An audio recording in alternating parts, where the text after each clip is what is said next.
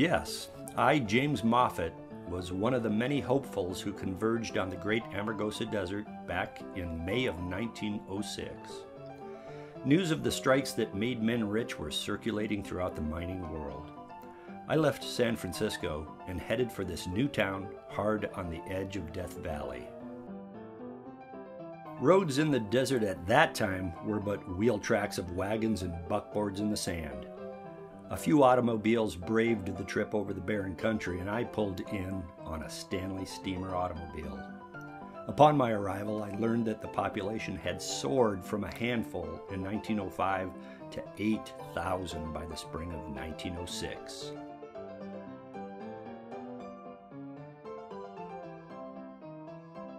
I accepted a job with the U.S. Deputy Mineral Surveyor in the Gold Bar District, 5 miles west of town. We worked for the Homestake Mining Company. The city grew rapidly, and within a year of its founding, talk of 3 railroads was underway. By 1906, actual construction had started, and the Rhyolite District eagerly awaited the day rail service would be offered. William Clark of Butte, Montana, organized the Las Vegas and Tonopah Railroad. The LV&T line was the first to reach town, and December 14, 1906 was proclaimed Railroad Day. This depot during the boom days was called the Dearborn Station of the West, as it was the finest ever built. The place was really alive with activity during my stay. Golden Street, the main thoroughfare of town, had some of the finest buildings of that time gracing its front. The J.S. Cook and John I. Overbury banks were opened up in elaborate 3-story buildings built of marble and granite. Several mines had stock listed in the exchanges of New York and San Francisco, which were all rising in value daily. Charles M. Schwab paid Bob Montgomery $5 million for his mine, but from authentic reports, it produced just $1.5 million. Overbury, upon leaving in 1911, requested to be buried in the local cemetery when he died. This so happened in 1923.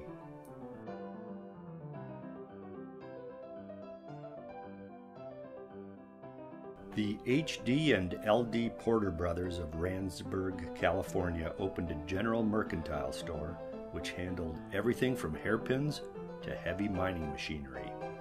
Rhyolite had 2 hospitals, and many doctors hung their shingles on Golden Street. Dr. Grisby was one of the best known in town, and he was quite popular. An opera house, ice cream parlor, and restaurants were opening up in Rhyolite. An ice plant was built to supply the 45 saloons. Of the many drinking palaces that operated around the clock, the Combination and the 66 were by far the most boisterous ones. They drew large crowds all the time. The need for a school was soon made known. A wooden building was constructed until the growing population forced another one to be built. The local populace went overboard and voted in favor of a $20,000 bond issue. A 2-story building of fireproof construction was erected.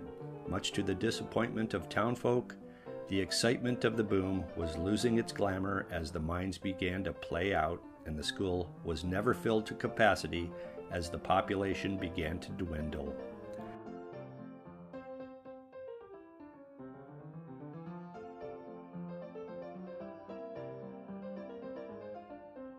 Tom Kelly, one of the local saloon keepers, conceived the idea of building the now famous Bottle House.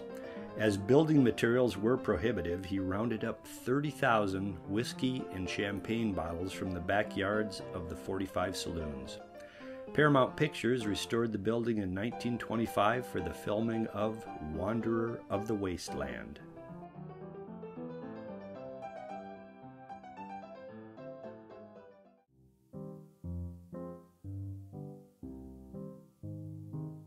When it was evident that the town was going to fold, people left in such a hurry that they took only those things they could carry, leaving behind completely furnished homes.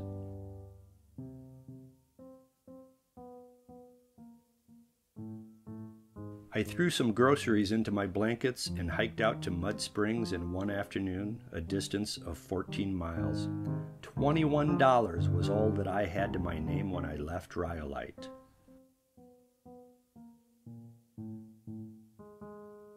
Rhyolite went from boom to bust to ruin, but we had working mines, railways, schools, hospitals, banks, shops, electric streetlights, over 40 saloons, hotels, a jail, and this cemetery.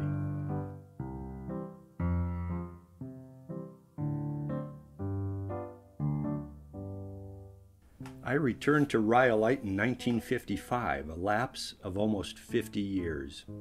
Coming into the old town, I was saddened to see the shape of the place. It seemed as if everything was gone. The banks, the Porter Brothers store, all the homes and small shops were just in ruins. Indeed, everything was gone.